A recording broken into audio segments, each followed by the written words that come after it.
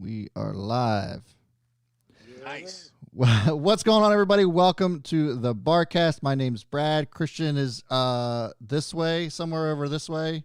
And then we have a special guest, Freddy Valoy, here too as well. What the Barcast is basically a show where we just collectively get together as entrepreneurs, talk about our stories, and what the kind of things we're going through, and bring a different perspective of what it really means to be an entrepreneur. So I'm going to let Kristian introduce our special guest today. Kristian, take it away.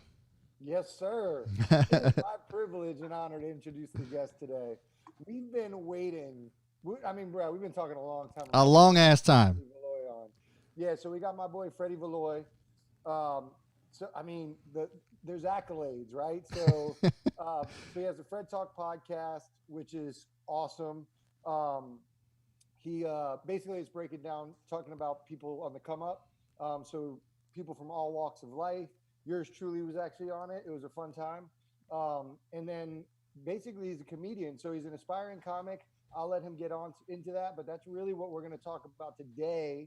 I want to kind of tie the business journey into the comedy journey. But my man's killing it. And he recently got onto TikTok as well. So I'm sure we're going to touch on that. So without further ado, Freddie, why don't you introduce yourself? Hey, what's up, everybody? It is your boy, Freddy Valoy. I hate that I said that, but it just rhymes. I can't just let that go. I just can't. It's hard not to. Guys, thanks for having me on. This is great. It'd be interesting to see, I guess how we talk about this particular matter, because I'm literally right in the middle of building a brand. I'm not there yet. So I'm in the phase of taking a lot of lumps psychologically, and just trying to put my name out there. And same thing that we're all going through here is like constantly overcoming fear on a daily basis to put out content, to try and book shows and shit like that. So thank you guys for having me on. I'm excited to hash out some of my thoughts here. Yeah, absolutely, man. And that's exactly what the Barcast is about. So yeah, it's we talked about building a brand, and I want this conversation to go wherever it needs to go. One of the biggest reasons I wanted to have you on was talking about comedy. Do you consider yourself an artist?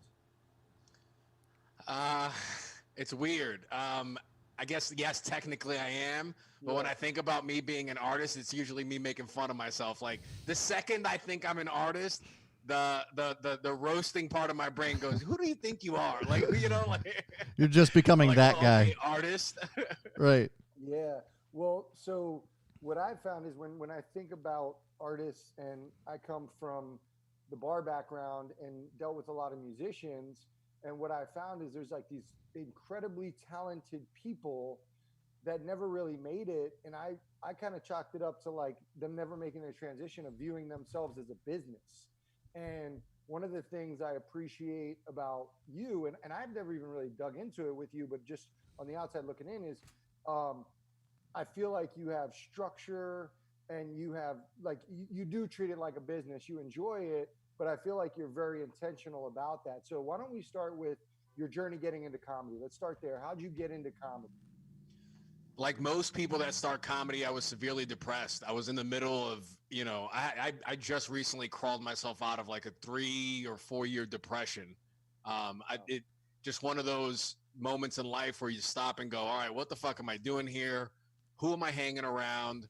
What direction am I heading in? And does this feel right? And it didn't really. It caused a lot of tension and waves in my life as a result. I think I broke up with my girlfriend. I got this place. I was out there, abusing substances, chasing pussy, just distraction after distraction. And I never thought myself as when I used to see comedians on TV, I would be like, wow, how the hell do they do that? And I've always been told I was a funny person, but I never was like, oh, I'm going to do that one day. Where a lot of comics would be like, I knew since I was 5 years old I was going to do that. I was literally listening to a Bill Burr podcast, and one of the listeners asked the question, how do you start comedy?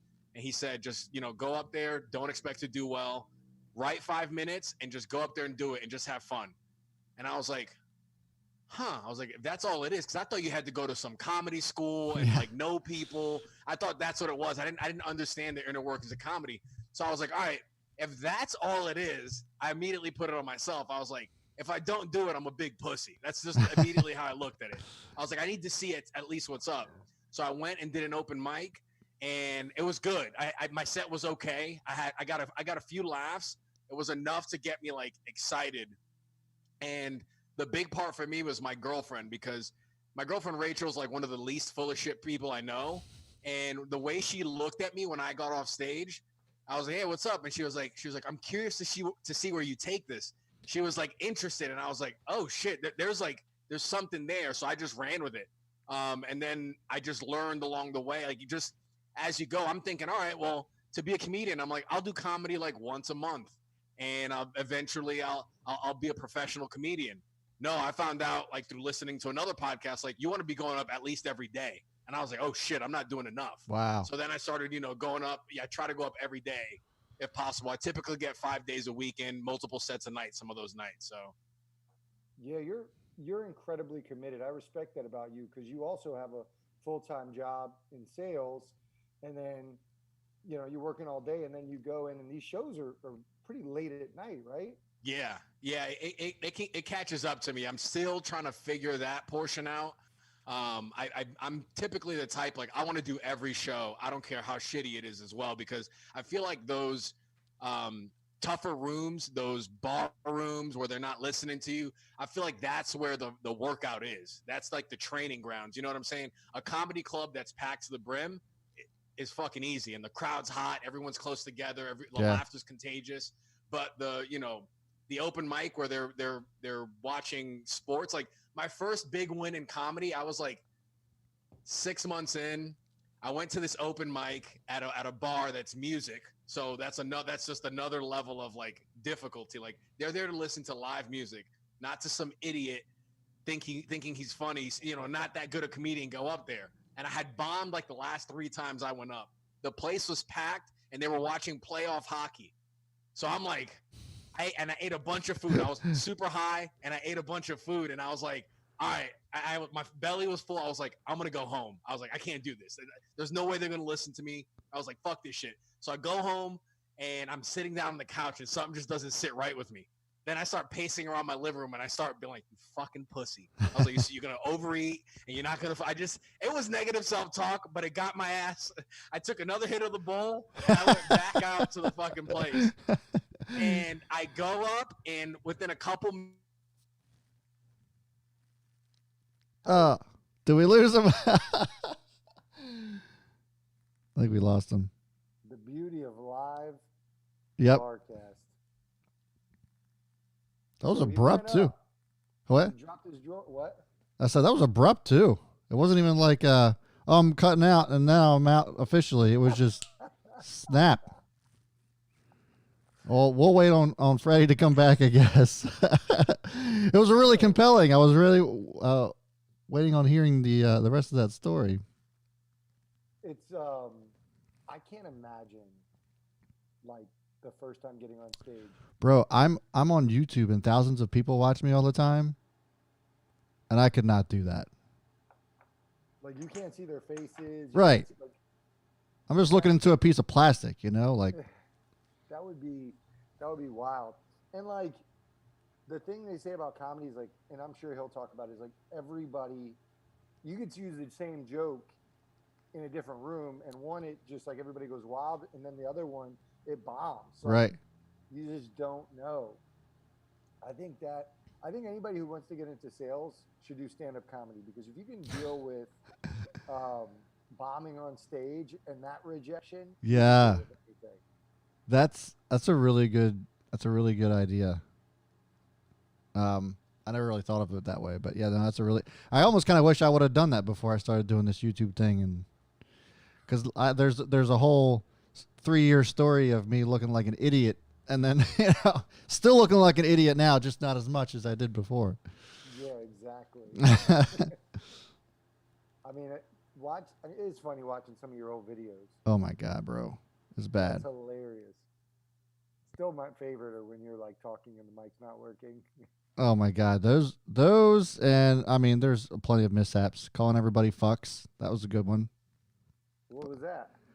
I used to, well, I say folks a lot, and instead of saying folks during a live stream, I just said fuck. Say what's everybody, and that's so I called everybody fucks. Oh my gosh. I am getting some feedback from some viewers here on you're sounding awfully muffled. Who, me? Well, yeah, like you're pretty quiet. I think I can work on that. Increase the volume. Shout out to the 5 people that are watching this live stream. We love you. How does that? So I. Oh, that's so much better. Hello. Too loud? No. Okay. He's hopping on through his phone.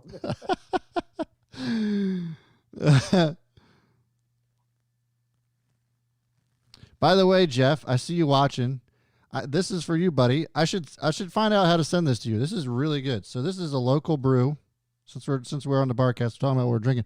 I'm actually drinking beer for the first time during our happy hour. I'm not drinking Jack. This is crab cakes and football from Devil's Backbone. Kristian, you know where Devil's Backbone is? You know where they came from, that name? That sounds inappropriate. I'm sure it's something inappropriate. Devil's Backbone is the Alps. Oh, really? Yeah, that's what Thomas Jefferson's dad called the Alps when he surveyed the land back in the day, 300 years ago. And Wow. and the owners of Devil's Backbone actually climbed the Alps, came back after they had their first craft brew over there in Europe, and then came back and brewed their own beer and called it Devil's Backbone. Nice. Thought that would be a pretty cool backstory. That is a great backstory. Are we back? Yeah, we're back. Yeah, sorry about that. That's all right, man. Your ex sabotaging it. Had to be Right? her. Pick up right where you left off. All right, let me just straighten this camera holder up. Yeah, so it was pretty much like negative self-talk. I'm gonna put these headphones in. Let me know if this is better. I want the mic quality to be good. Ooh, Yeah, that's Can better. you hear me? Yeah. Awesome. So I'm pacing around my living room. I'm like, you fucking pussy. You're gonna fucking overeat. It just jumps right back into it. Yeah. So I'm like, I have a problem with overeating that causes like a shame cycle for me. So I did that to ruin something I want to do. Then I get to, I'm just like, it was like fear. I let the fear get the best of me. So I was like, all right, fuck it. I'm going to go back out there because my name was like lower on the list. So I went back out there, and within a minute of the set, it was so many people that the tension was so high. I did something that I hadn't done before. I went to the crowd at the beginning, and I started kind of like roasting people in the audience, which kind of got people's attention because it was funny, and then rolled into my set, and it just felt really natural. And it was the first time that I got like really, really hard laughter at like on stage. And people stopped watching playoff hockey to hear my dumb jokes. And I was like, all right, that was like a marker for me. It was like, okay, I'm heading in the right direction. That's awesome. Don't give up now. Yeah. So so how long ago was that? That was like 2.5 years ago. I'm 3 years into comedy now. That was about 6 months in. Yeah. So that was about 2.5 years ago. And this schedule you're talking about, where it's basically day in, day out, I would imagine, like, was that from the beginning, or was there a point where you're like, all right, now I'm fully committed and I'm going all in? I would say starting February 5th, my goal was at the very least, if it was a low week, was 3 sets a week. A good week at one point, I was getting, 10 sets in, 10 to 12 a week. But I typically, do at the, yeah. So, and I want to get at least like 5 or 6 sets in a week. So right, that's wild. Sorry, I might have missed this. Give me perspective. So February. So you started when? I started February 2017.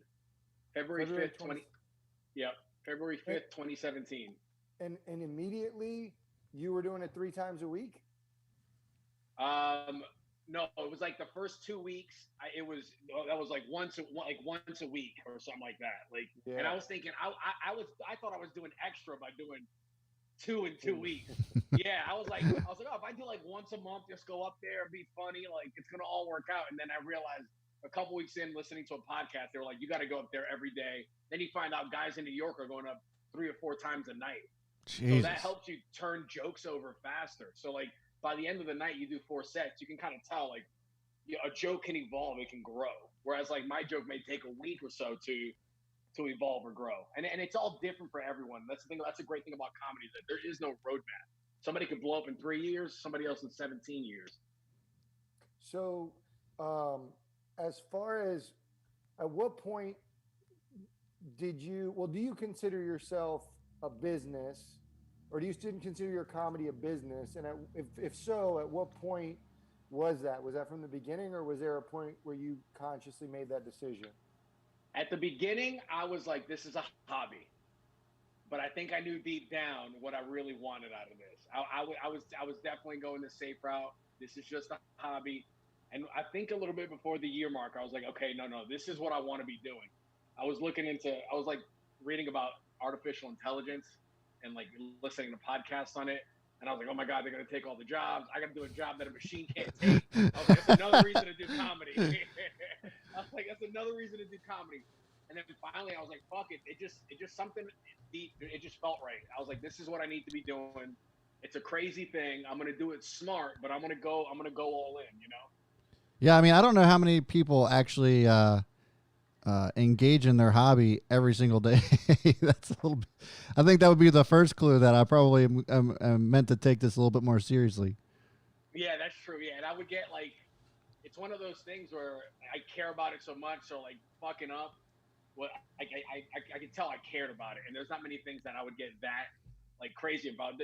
The greatest thing for me is like the biggest fuck up in comedy is usually met with something that is like the equal or like even more like comeback. So my hardest bomb is always met with like, all right, fuck this shit, I'm coming back. Yeah. Whereas like jobs I've hated and things I hate doing, the smallest thing can go wrong, and I'm like, I want to quit this shit. Fuck this thing. I don't want to do it. So that's like a sign for me that I've observed in myself. Yeah. That all right, this is something I care about and that I got to do. So thinking the business end, I want to talk about. So you decide that you're committed to this, and I would imagine you're alluding to doing it as a business, like full-time comedy, right? Yes, and to answer your question, I do look at myself as a business. I think a lot of, especially like artists and stand-ups, they want to like the art always comes first. And there's some people that think that if you want to make some money or you want to make a living, I just want to make a living. Like if you want to do that, then you're some kind of sellout. Selling out is not trying to gain profits for your fucking amazing work. Selling out is when you feel bad about the thing that you're doing. You change your act so that you can get a higher pay amount, and you feel like shit and you probably lose sleep over it. So selling out is a very subjective thing. And I think a lot of comics fall into this trap of like, oh, he's in it for the money. Oh, that's they almost look bad on the business aspect of it, but I think it's a fucking cop out. And there's comedians are great for like observing the world as it is. They have these interesting takes, but there's a lot of fear embedded in comedy. There's a lot of fear. There's a lot of like crab mentality type stuff that I've just recently like really noticed, and I want to rise above that type of shit. That like negative, like I hate the world type shit. It's like nah, like I don't know. It's something that I'm thinking through now.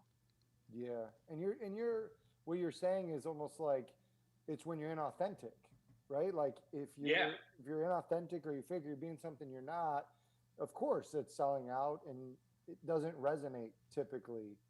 But if you're yourself and you could make money off of it, why the hell wouldn't you do that? Exactly. Yeah. Like if people love your podcast because they're like, man, these dudes fly off the handle. This is great, blah, blah, blah. And then all of a sudden Johnson & Johnson's like, we think you have some potential. We want to give you some advertising money and sponsor you, but you can't talk about X, whatever it is that pretty much brought your following, and you change that message for the money. Your base is going to leave, and they came to you for authenticity. And now you're going to, it's just not good. You're not going to like it. Even if you like the money at the beginning, eventually you're going to fucking fall out of love with it. And it's going to be torture on the soul, which can lead to all sorts of fucking havoc. How has your business experience whether it's sales or any jobs you've had in the past. How has that helped you in building your comedy, building your brand, your business? Have you taken anything from things you've learned from sales that you've leveraged in comedy? It's pretty much just take action. Like you're gonna get out. Like I'm a 1099 medical device rep by day, and so whatever I put in is what I get out. There's no salary. There's no like, and I personally I like that for my personality type. I'm the type of person that I can get comfortable very quick if my salary is too high.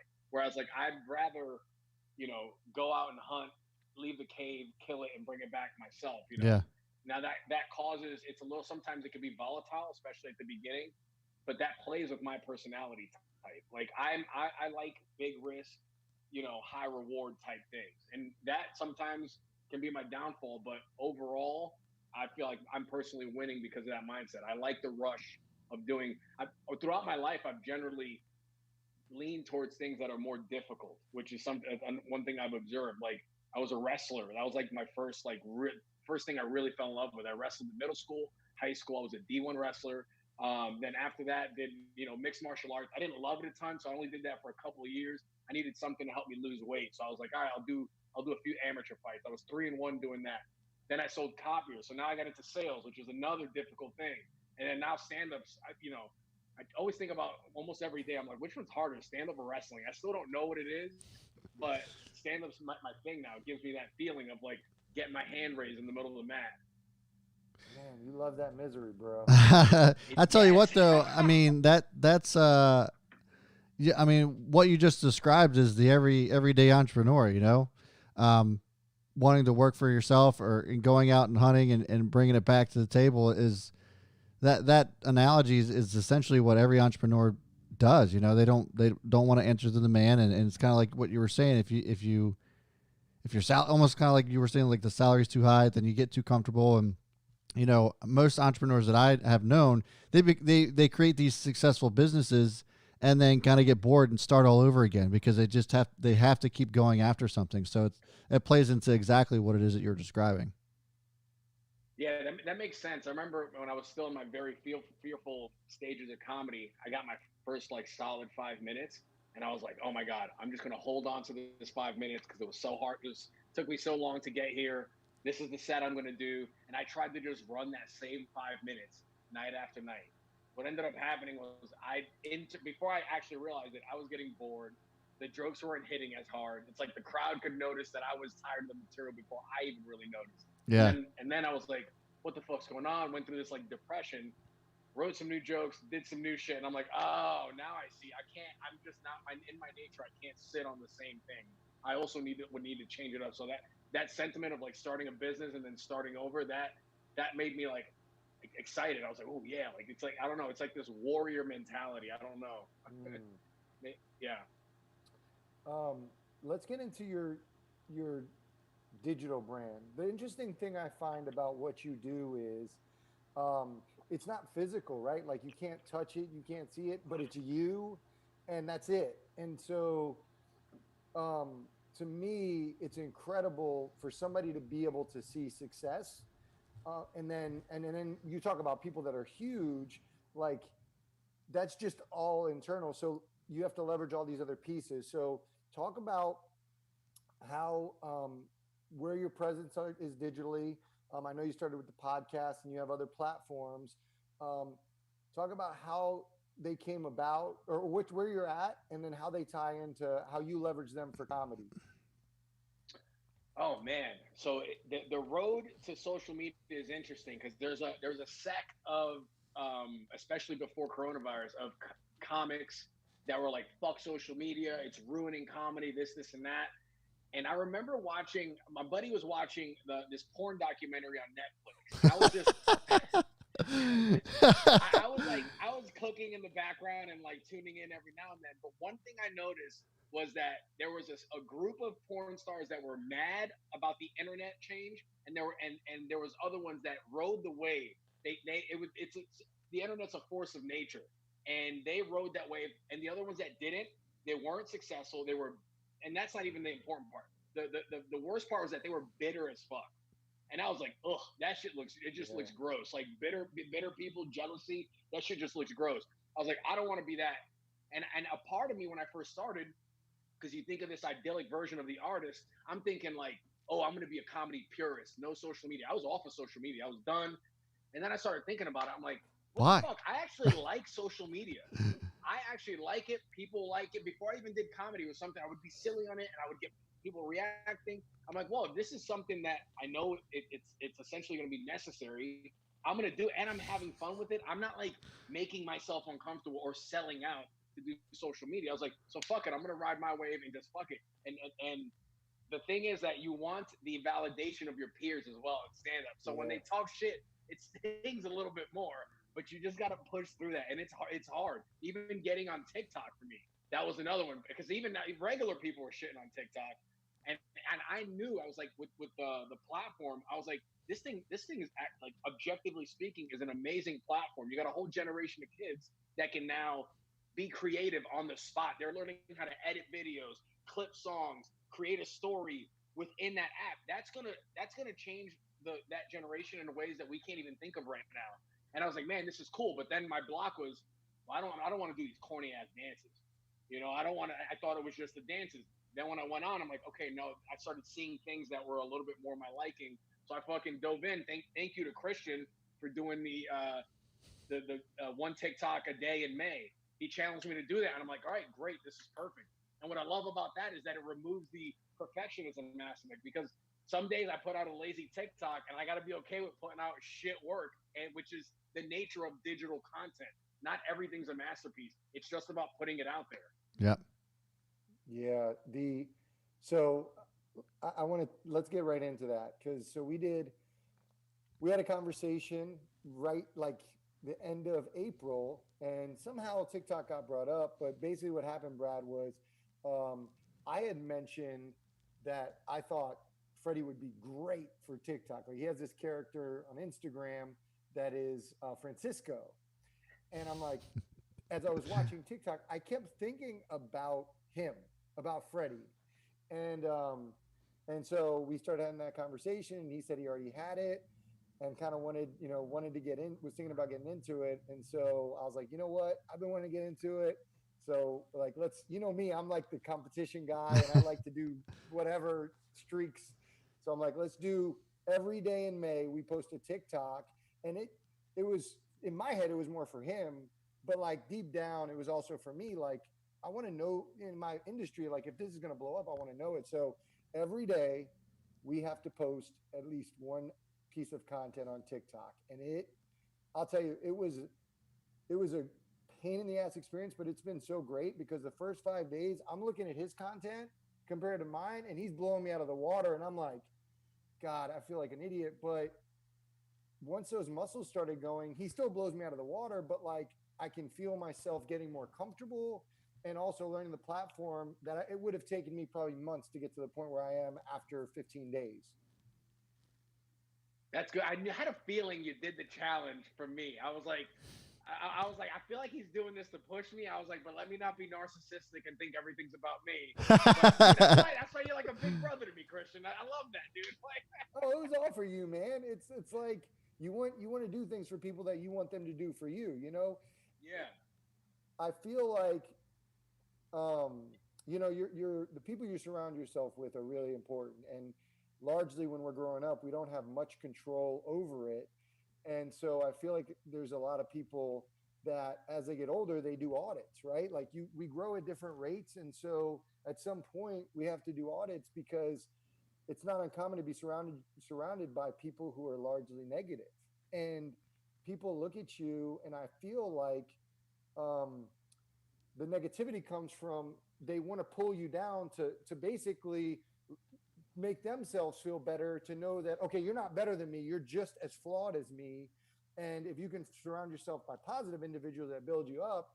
And so it's one of the things that I really like try to impress the people, but try to do it myself, which is like, a lot of people will like break people down, but we need more people to build up. So I'm off my soapbox, but I think it's really important that we just build people up more. No, I appreciate that, bro. And to your point on people bringing people down, like, I'm blessed with a temperament to be able to like be transparent as fuck. Like I don't mind sharing whatever about me. So I use that to my advantage. And that's why on my podcast, on my stories, I talk shit. I put it out there so that like, and I put it out there when I'm not being shit either. So that way people don't like, that way they're not like, oh my God, I can't wait till he fucks up. It's like, oh shit, yeah, I just fucked up today. Look, I chipped my tooth. But look at this, check this out. It's like, I'm not going to not post because my tooth is chipped. That's why I love, that's one aspect I love about the Joker, one of Batman's villains. Like, there's nothing that you can do to him. He doesn't care. Like the part in the Dark Knight Rises, not the Dark Knight Rises, the Dark Knight, where he burns the money that he just. Yeah. There was this huge like plan for him to get all this money. He burns it, and they're like, "What the hell? What are you doing?" He's like, "This city needs a better class of criminal." He was just doing it for the joke, for the fun. Like it was beautiful. It was amazing. There's another real life comedian, Norm Macdonald. If you've never seen him, Oh yeah. just Google him. He has awesome clips of him on talk shows and stuff like that. But Norm was a compulsive gambler and all that, just kind of like an impulsive person. And one thing he said he did was that he took $60,000, put it in a paper bag, and lit it on fire. And my initial reaction to that was to laugh. Now I would never do that because I know that 60,000 can go to actually helping people. Yeah. So he's like a little bit further than me on the crazy aspect. But my reaction was to laugh, whereas most people are like, "Oh my God, that's crazy." It's like there's a part of me that really respects the fuck out of that. Like, Well, I was just about to ask you that, and since you're kind of an open book, I thought maybe it'd be a good idea to ask you because, you had mentioned how you had struggled with depression, and I feel as if there's like a common thread with comedians that deal with some sort of shit in their life, and that's what they use to draw from to turn it into humor. And I was wondering if like you have run into a lot of that yourself. It's just an observation for me. I didn't know if it was actually a thing or if it's actually something that has some legs to it. And I wanted to know if you could like speak on that just a little bit. You don't have to go yeah, into anything crazy, but no, we'll dive deep, man. So there are definitely comedians that, like Chris D'Elia, his last special, he talks about how he didn't go through any trauma. He had a great family, loving family that had his love and support, and he's still one of the funniest comedians in the world. yeah. And I think for most comics, yeah, we do go through some type of trauma, and everybody, there's one at different levels. For me, it was an abusive father. So my mom was abused by my father for 7 years, and one of those years I was in the womb.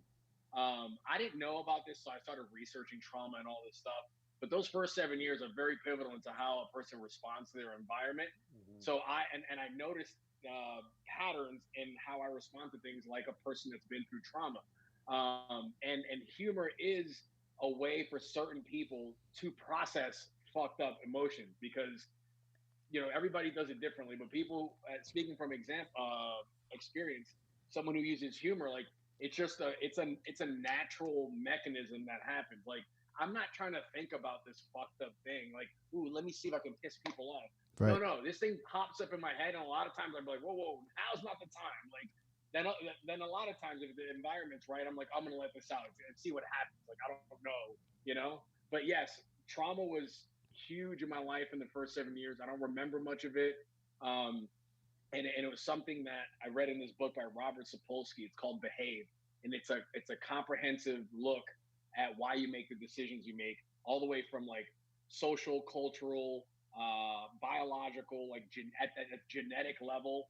And he talks about people who have experienced severe trauma in early age. In adulthood, it can look like addiction, impulsivity, novelty seeking, things like that. And I was just reading, I was like, oh, this is me. So like helping myself understand. And then what all tied it together for me was my mother didn't tell me any of that when I was young. She was never like, your dad's an asshole, this and that. She still let me see him when he was in prison, all this stuff. So I had this view of my dad.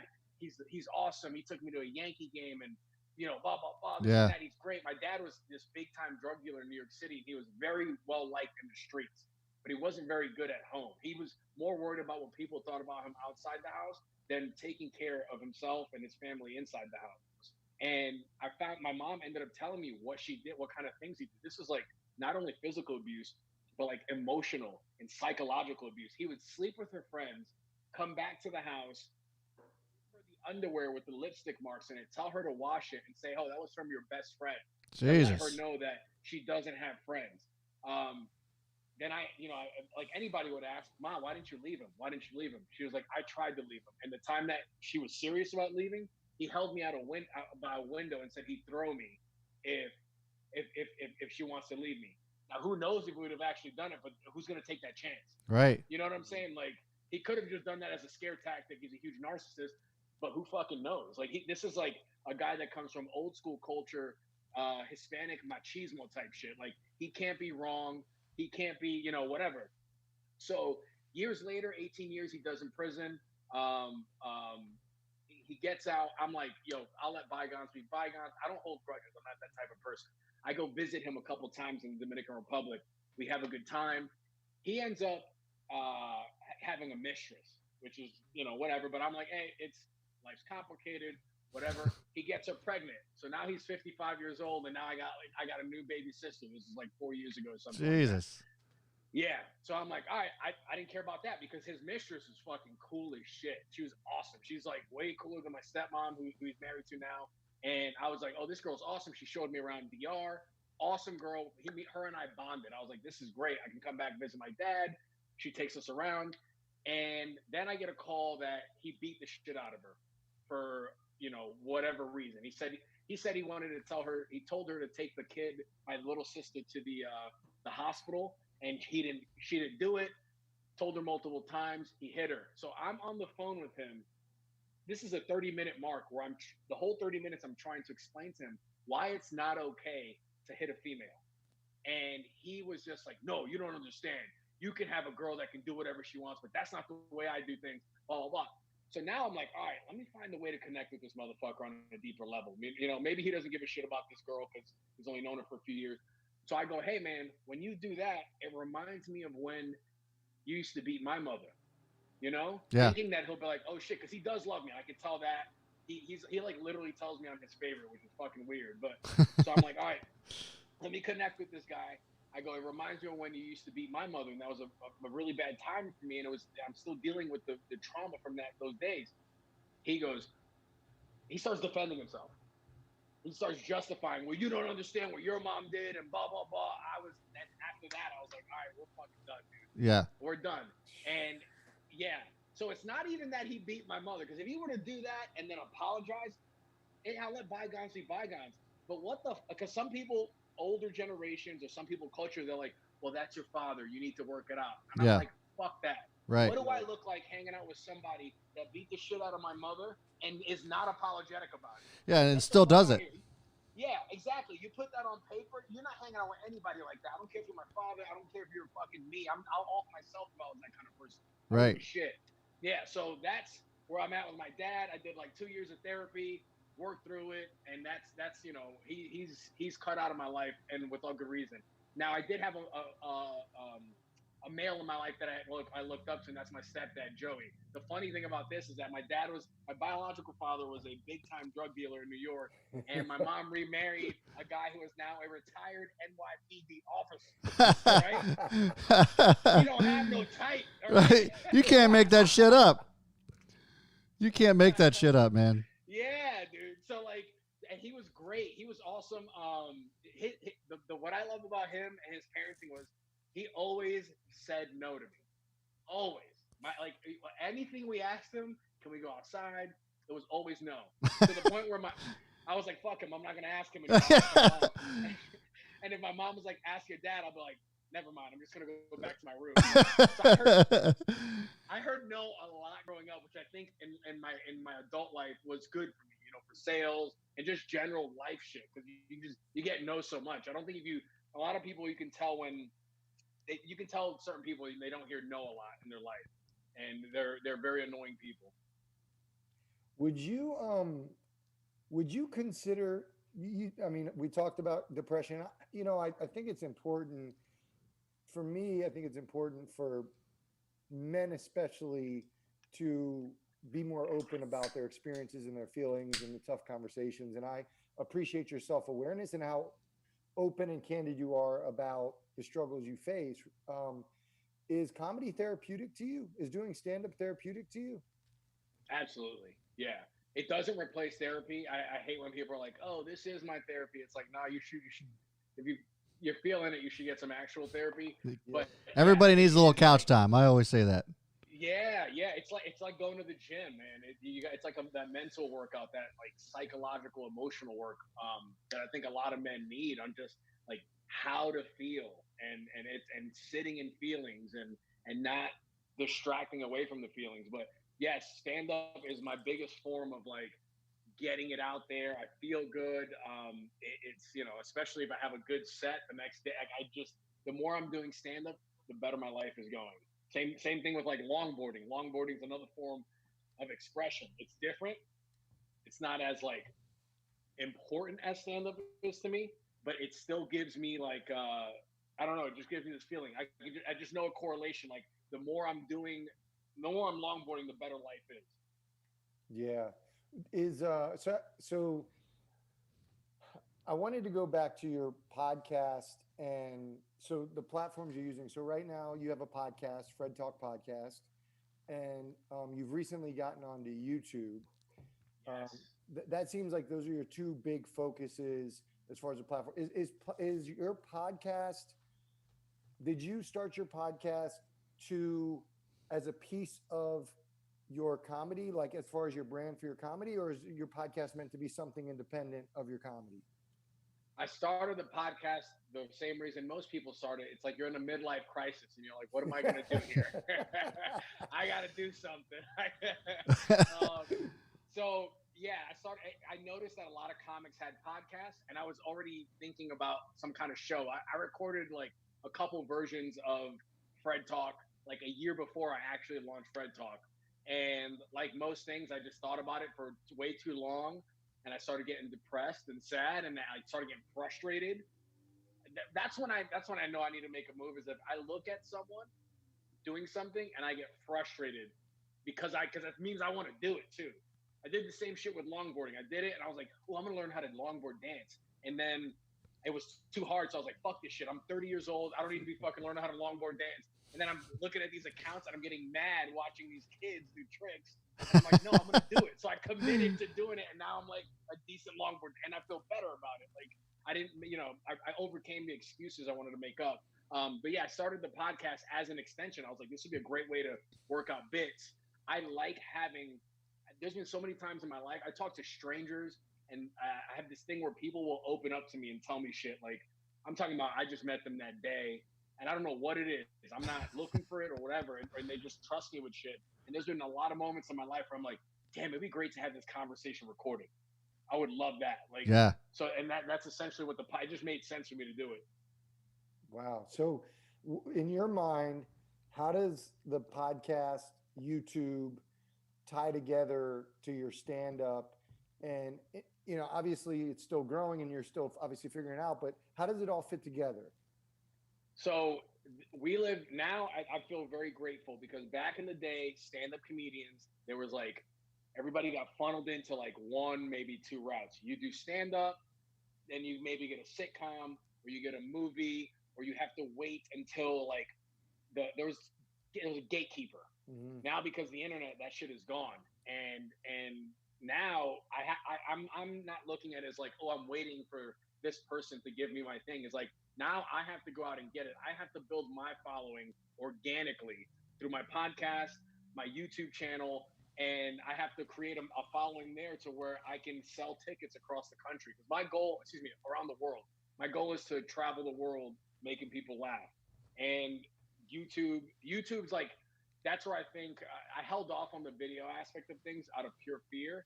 But so many people were like, dude, you would crush it on YouTube. I'm like, I don't know. I don't really know if I'm a YouTube guy. Like it just seems weird. I'm a fucking 34-year-old guy, 33-year-old guy Hey, just getting on hey, here. whoa, Yeah.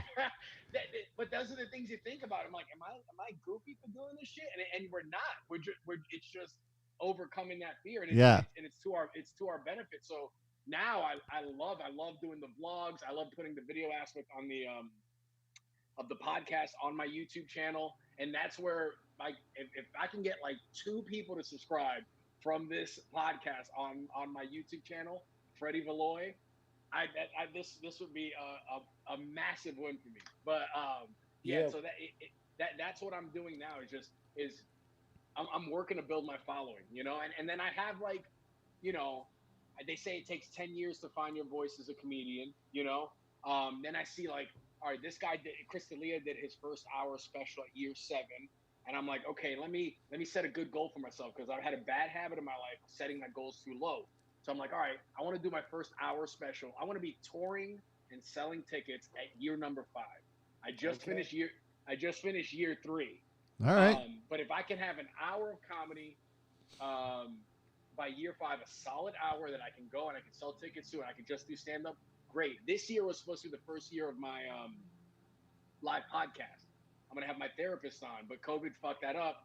And the plan for that, I told you about this, Kristian, is to get like 50 people. Tickets will be like $20, and I'll have my therapist on, and 100% of the profits from that show are gonna go towards paying for like 3 to 5 sessions of someone's therapy that can't afford it. Because after my That's first awesome. session of therapy, I was like, oh my God, I felt so light. I felt so good. And I was like, this is one fucking session. That was when I first thought about it. I was like, I got to get my money right so I can pay for someone. So I wanted to pay out of my own pocket. And then like a year and a half later, I finally thought of this thing where I'm like, all right, I can take the podcast live and have the first few shows go towards that. You know what I'm saying? Like, Yeah. it helps. The loop helps. The initial thought was like, I just want to pay for someone's shit. Then when I think about it further, I'm like, all right, well, if I do this show, spread awareness through that, more people will hear about the podcast, more people will go to the show, and it's kind of like this loop, and more people would probably donate. So like, most importantly, the person getting the therapy helps, because I feel like maybe people that don't think they have the money, but I think if they do a couple sessions, their priorities might change a little bit, and they might be able to find that like, 400 a month, or even if it's just one session a month for 200, something like that. They might be able to find that, and going to therapy once a month is much better than not going at all. Yeah. So I think it'll set off a chain reaction in that sense. It just, I can't think of a negative in this scenario, and this idea makes me excited. Like when I think of a really funny fucking joke, and I'm like, oh, this is gonna be great, and it works out. This is exactly the feeling I have about this live, like these live podcast show where I do this for the mental health thing. So Oh yeah, I think it's going to be incredible for sure. It's great. It's great. And, you know, obviously Joe Rogan is like huge as far as tying it all together. I think he's one of the best at tying it all together. And what I think he did, and you could probably speak more on this, is when you talk about how it all ties together. I think that's a really important point. And to talk about building a brand, Joe Rogan, he'll joke on his podcast, but most of the time it's not joking. It's more him learning and him being inquisitive. And what's happening is that he becomes endearing because he's in his true self, and you end up liking the guy. Yeah. Right. yeah, And so how many people come across Joe Rogan? I imagine there's just a subset of like young people who don't realize Joe Rogan's even a comedian. Right. Oh, he's the guy on the podcast. But because you like him, then you'll be like, you know what? Let me go see him. And so, I mean, your comedy, I met you and I got to know you, and I did your podcast before I saw you live. But then because I knew you and I had this relationship with you and I was connected, I was like, let me support him. And you happen to be funny. So I'm like, man, I'll come back. So I think what I really want to impress to people is this idea of really think about how it all ties together. And I like how you put your entire self out there, because now that is the point, is like, you got to be more real. You got to put your entire self out there, flaws included, and understand how everything works together. And so for me, your YouTube needs to serve a particular purpose. Your podcast needs to serve a particular purpose. Your Instagram, whatever you have, it's got to serve a purpose, because it can't just be the same thing. It's okay, how does this tie into this? And then it all fills in, and then it moves me towards this ultimate goal, which is to travel the world and make people laugh. yeah. Yeah, and it really does all tie together. And I noticed that on Instagram, where it's like when I was more active on Instagram, I was getting more messages in my DM about a podcast I just released. And it took me a little bit. I was like, oh, I think it's because I'm posting more and I'm being funny on my stories. So people are like, all right, I like what this guy has to say. Then I'll say some serious shit, or like when Notre Dame burned down, and I found out nobody was killed, I was like, that is great. I'm so glad that fucking place burned down. Like the Catholic Church has had 10,000 confirmed pedophilia cases. That's just confirmed. I was like, this is great. This makes me want to believe in God now. You know, like, and that was a little controversial for some people, but it's fucking true. Like, yeah, you know, like, it's like, that's awesome. yeah, and I felt like I needed to put it out there, and people fucked with it hard. They were like, you know, even people are like, damn, I'm Catholic, and this fucking, you know, you're right. And I don't even fault the Catholic followers because life is too complex for that. I have this thing about the Catholic clergy that fucking drives me nuts. And but if someone says they're Catholic, I'm not like, I don't scoff at it. I'm not that kind of person. You know, life is too complex for that. But yeah, no, I think about that Notre Dame burn like once a week and I smile. I love it. All right, so tell me your highest point and your lowest point as a comedian. Hold on, I just got to shout out G Perlman. He's showing up. Yeah. Roman, what's up, baby? Give me your lowest point first, and then your highest point as a comedian. Ooh, all right. My highest point would be the show that you showed up at in Wilmington. Yeah, that was my first weekend as a feature. So like, for those of you that don't know, like every night I go up, it's an attempt to try jokes, and whatever works goes in the act. Whatever doesn't goes. So like, right at the close to the 3-year mark, I had 25 minutes, and they wanted me to do, and that's a feature act. So when you go to a comedy club, it's typically the host, then the opener / the feature, then there's the headliner. The host usually does 10 minutes. The feature, the middle act, the opener does 20 to 25, depending on the club, and then the headliner will do 45 to an hour, depending on the club. And this was my first booking as a feature act. So this was my first time doing, you know, I've done 20 minutes before here and there, but I didn't know if I could be consistent a few nights in a row. So that was a huge thing for me. The Friday night show was good. It was a good set. I was like, I wasn't crazy about it, but I was like, all right, they got their money's worth. I need to do better. You know what I'm saying? Like, yeah. I want people to leave there like, oh, that was fucking great. You know? We always talk about over delivering. Yes, exactly. Like, I want to make sure it's not without a shadow of a doubt that show was fucking awesome. And maybe there's 1 or 2 people that are pissed, but they're pissed for stupid reasons. They got offensive. They're being babies, you know? Right. But Saturday night, those 2 shows, those nights were hitting hard. Like, I felt like I was in my flow. I was very present in the moment. I would have to say that is by far my biggest night doing stand-up. Now, the low point, this is interesting. It's even interesting that I can't think about one on the spot right now.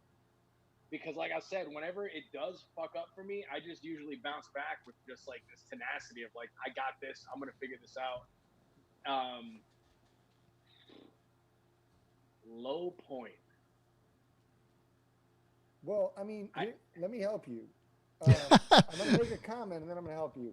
Back to your high point, Brad, so you know, what he didn't mention was he had a heckler that night. You remember that heckler? Oh, the Mexican dude in the front row? Or was it the lady? The lady. Yeah. Oh, he had a heckler that was like, and you went at her too. It was hilarious. So he had a heckler. Yeah. And he failed to mention that the headliner was an SNL writer, right? A writer for SNL. Yeah. Oh, wow. Got to be nerve-wracking.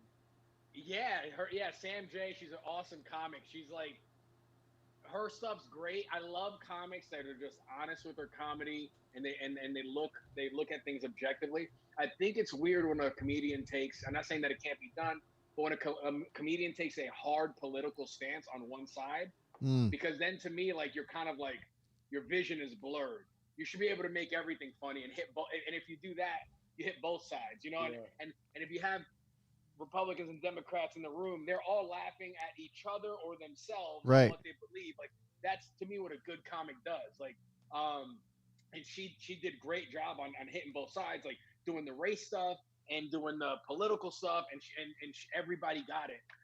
So it was cool to have that credit to open up for Sam J. And then the one heckler in the crowd, she's stupid, right? Because this is what stupid people do, right? They listen to comedy and they hear a word that triggers them. They don't even listen to what's going on. she just heard I remember there's a part of my act where I say my girlfriend's family, they're pretty interesting. They seem progressive because they're white people from the South that vote Republican, but they're all dating Hispanics is the premise of the joke. Like, you know, and then I talk about like, oh, is he just being sneaky and rounding up Hispanics to get us out of the country? Shit like that. It's funny, right?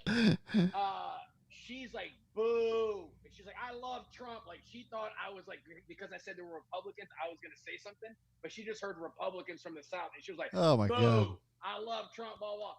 And then later in the set, I talk about, it was something sexual.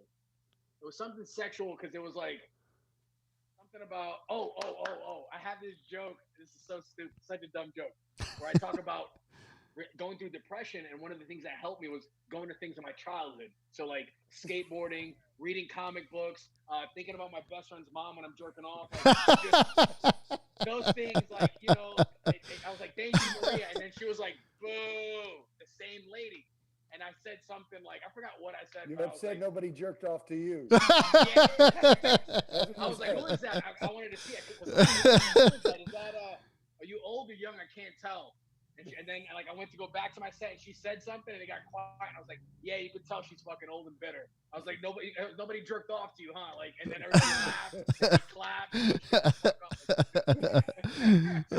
clapped. I'll tell you your low point, and then I know, Brad, we got to wrap this up, but actually, I don't know if this is a low point. You got to tell me. I was going to say, because I got Greg saying that there is a low point according to him. So would you consider gay chicken a high point or a low point? That is a high point, I think. I think you need to tell. Can you tell Brad and our viewers about what gay chicken is? Oh, going back to low points, I've had a ton of bombs in my life, like a ton of bombs I've bombed more than I've killed. I just recently started killing consistently, so I've bombed a bunch of times, but those don't really feel like low points. Greg says not showing up to the roast battle was a low point for you because he was going to murder you. That's what he said. I was going up against Greg. Yeah, those actually, you know what? Those are low points. Sometimes I have to cancel things because of work, and it kills me inside. Like when you're supposed to do a podcast last Thursday. Yeah, like that. Yeah. and I got Big Brother vibes to Kristian, so like I felt like I let him down. I was like, oh, Big Bro's mad at me. All right, let's go. Gay chicken. All right, so gay chicken. So in high school, he's already laughing. I think homophobia is just hilarious, and the way certain guys like they just like, I don't fuck with that gay shit. Like, I don't fuck, you know, whatever. So me and my buddy used to like do gay jokes all the time. Either we would act gay or like, you know, like when people say pause. Oh yeah, I eat that up. I'm all about it. Yeah. So people are like, they'll say something that sounds gay, like, yo, I ate this sausage, and they'll be like, pause. I used to think they were just so clown. So like I would say things like, yo, bro, let me suck your dick. No pause. Like things like that. and make people uncomfortable, right? And then there was another trick that I used to do with my buddy that we would tell someone they had something on their elbow. So they would turn it like this and we would make their hand touch our crotch. This is all guys. We would do that to guys, right? And it would be, most guys are just like, oh, what the fuck? Like, so those are the type of reactions just because that's funny. And yeah, see me, I would just turn in. Yeah. Commit. That's right.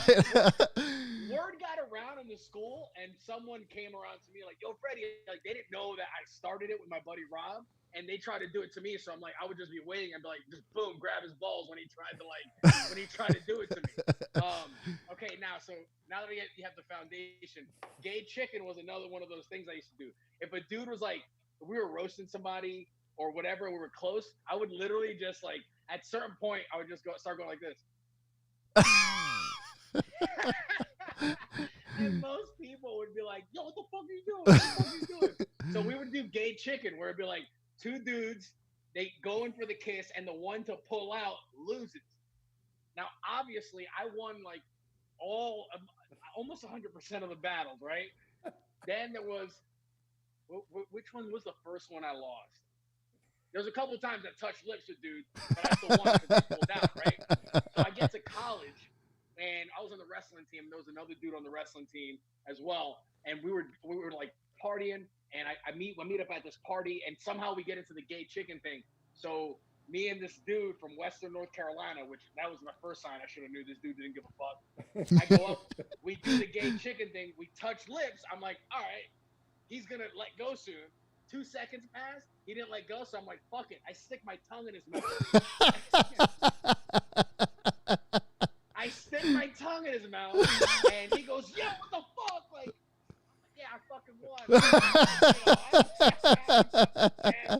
I'm so good. I'm great.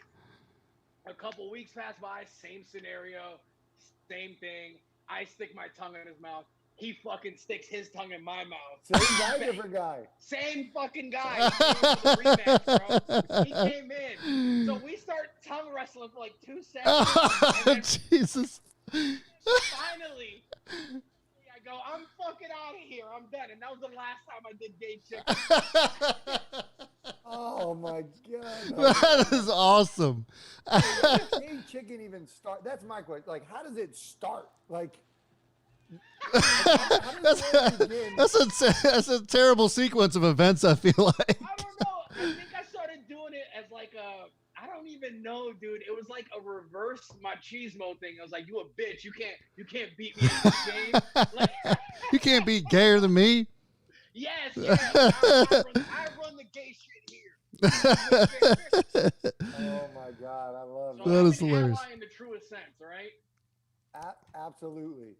All right, man. So I have one last question for you, and then we're going to get into the real meat of this. We're going to get into our toasts. Yeah.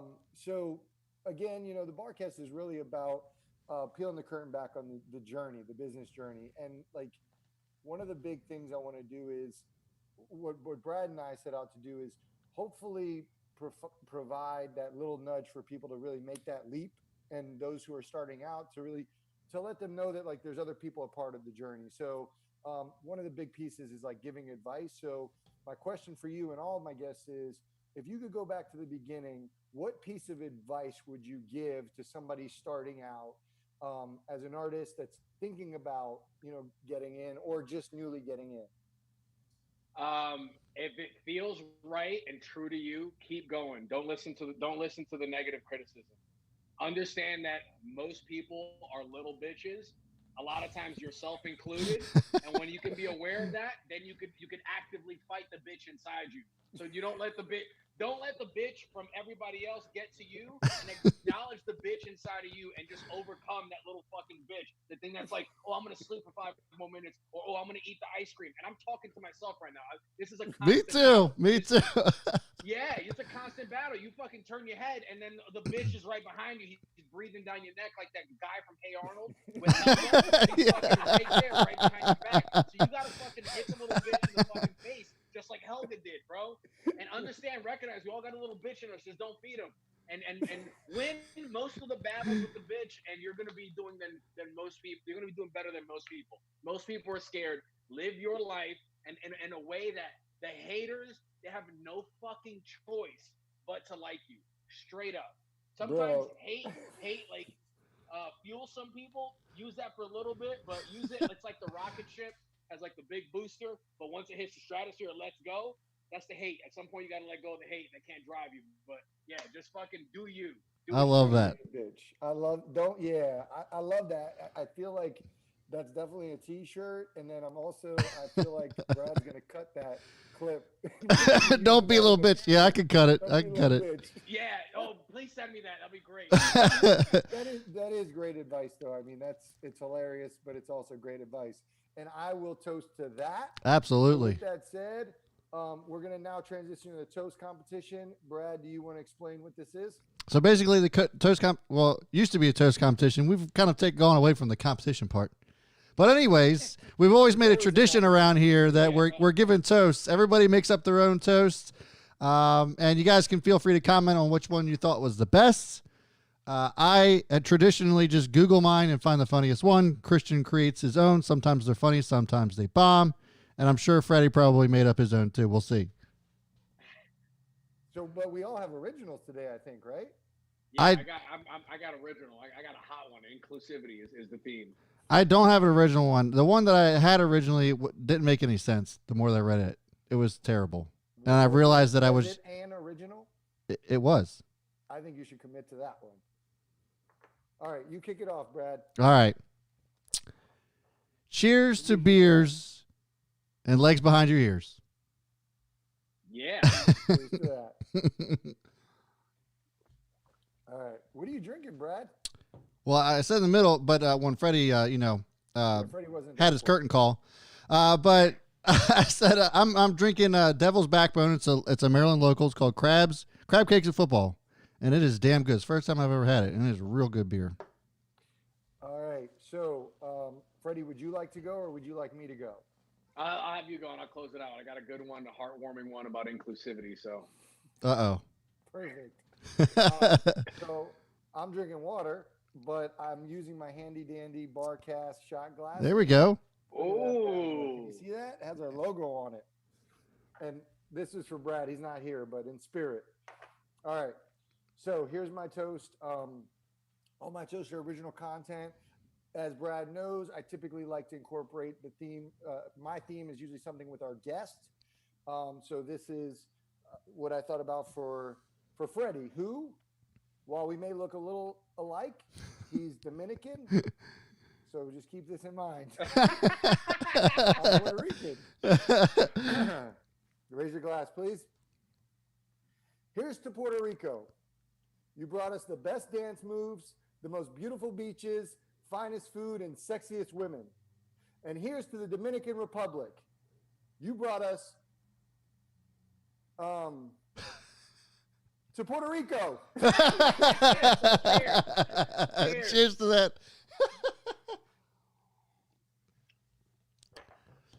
I've had some pretty good stogies from Puerto Rico, though.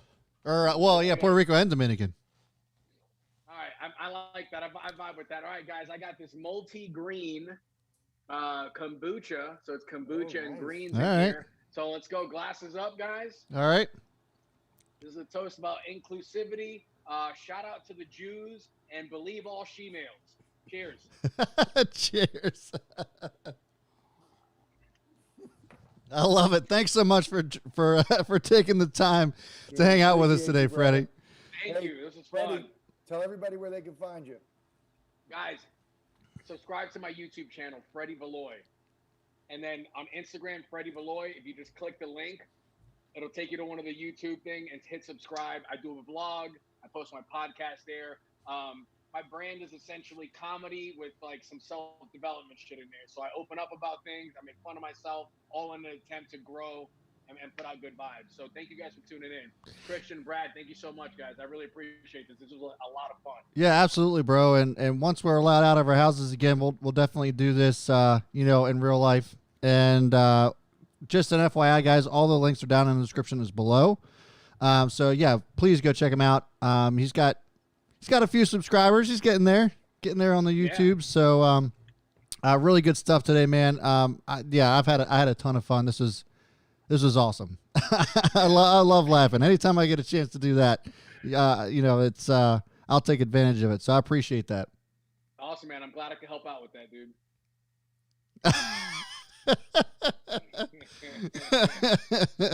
With that being said, guys, thanks so much for tuning in. Please make sure to like and subscribe if you have not done so already.